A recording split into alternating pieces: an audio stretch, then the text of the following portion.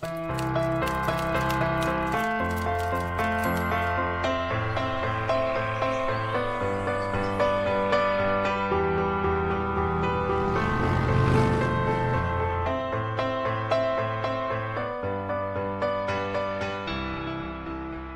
this is Jeff Zeig, and I'm in the training room of the Milton H. Erickson Foundation in Phoenix, Arizona, with another 5-minute tip for therapists. Let's think for a moment about communication cop-outs, the way in which people deceive themselves with the forms of communication that they use, and how that might be a fulcrum around which therapists can intervene. One of the teachers who I had many years ago when I was in my master's program at San Francisco State, Dr. Pemberton, said that most communication is sad Jan, sullen, silence, attack, deceit, judgment, advice, and negativity.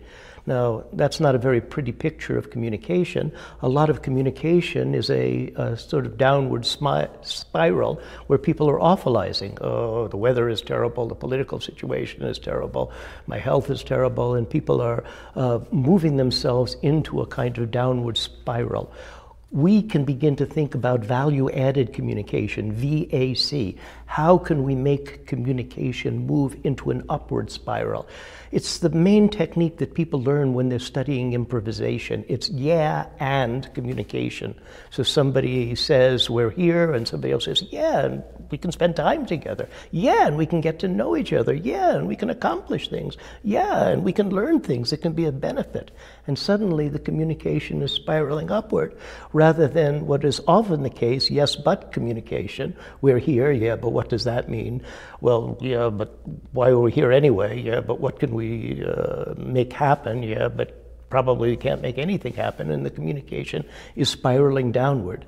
Now, there are some communication cop-outs, especially cop-outs that therapists can listen to, that can help them to pivot the communication into the territory of VAC, value-added communication. So when patients are saying can't, always, never, but, should, if only, what if, they are beginning the process of a downward spiral.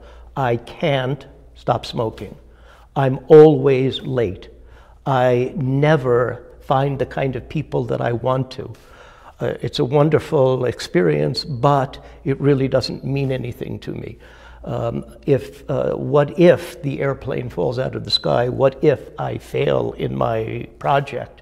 And if he, she, they would only do X, Y, Z, everything would be okay.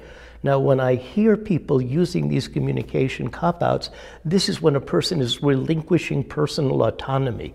They're not actually stepping up and taking the authority that they can have for just being the master of their own fate and the captain of their own soul.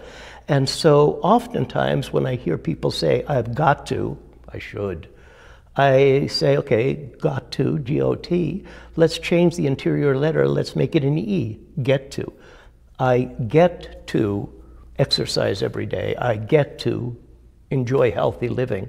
I do what I get to do. I don't necessarily do what I've got to do. So when people are entertaining some of these communication cop-outs, then it could be that a therapist, a very effective therapist, can help people to reassume autonomy in their communication structure. And as they reassume autonomy, they begin to feel better about who they are, and they begin to realize that they are the author of their fate. They can be the author of their emotions. They can be the author of their state. This is Jeff Zeig in Phoenix, Arizona, at the offices of the Milton Erickson Foundation, with another 5-minute tip for therapists. Thank you.